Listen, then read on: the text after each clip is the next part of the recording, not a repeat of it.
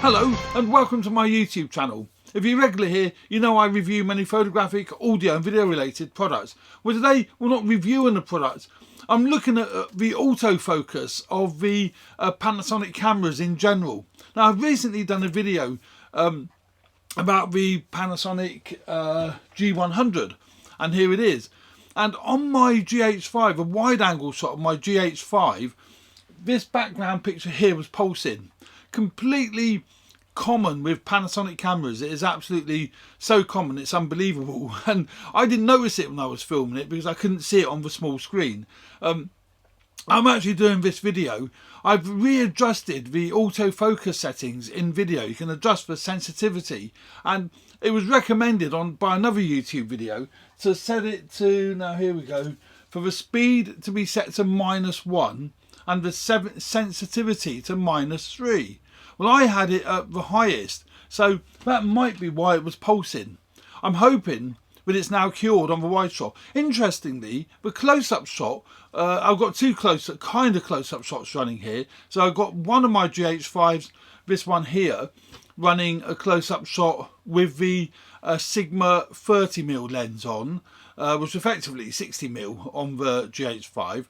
And the other close-up shot is on my new camera, my latest camera. I'm really enjoying it. I'm really hoping I can get that autofocus nailed.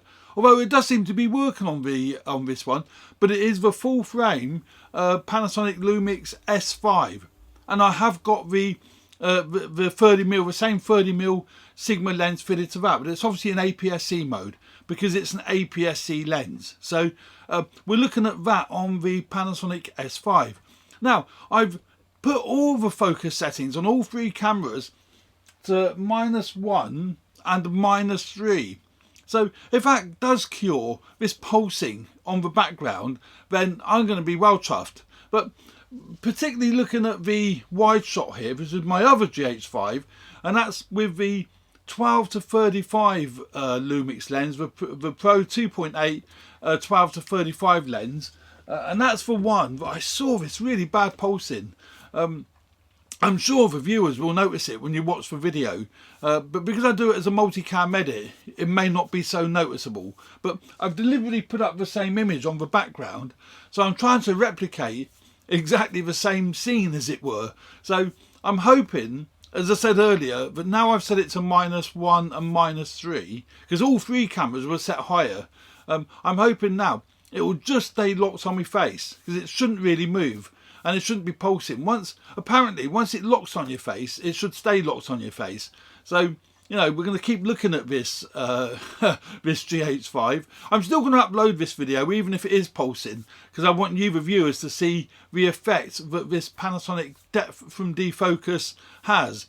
It's a real shame that Panasonic haven't, I'm going to look at the middle camera now, it's a real shame that Panasonic haven't gone over to phase detect autofocus, because the Canons and the Sonys and the Fujis work great. And, you know, I'm now hoping on the S5, Panasonic apparently, and we'll look at the S5, Panasonic apparently have made major inroads into, you know, working on the algorithm and the depth from defocus system on the S5. So I am hoping that, you know, because it's a lot of money. I spent a lot of money on this kit. So, you know, the photographs of it are great though, and the handling of this camera is great. And there will be a review on the Panasonic S5 coming out really soon. But, you know, overall, yeah, it's a great handling camera. So there we go. That is now, and I'm looking around at all three cameras, that is my little test on the setting the autofocus based on what somebody else said and improved. It was actually filming against a brick wall and you could see the pulsing in the wall. But when he changed the settings, it was rock solid. So, you know, we shall have to see. So there we go. That is the Panasonic S5 that I'm looking at there. That's the GH5 with a 30mm lens on. And then this one here is the GH5 again, another GH5 with the 12 to 35 lens on. So there we go. Hope you found this useful.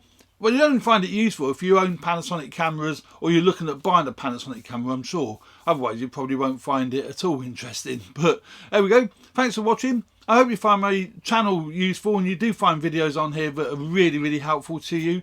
Please subscribe if you haven't already done so. It's really helpful, helps me grow the channel, and I really appreciate it, and I appreciate all the comments that I get as well. It's really great. So thanks for subscribing if you have done, and if you haven't, hit the subscribe button and hit the like button if you like the content of this video. Thanks very much, and see you on the next one. Cheers for now. Bye.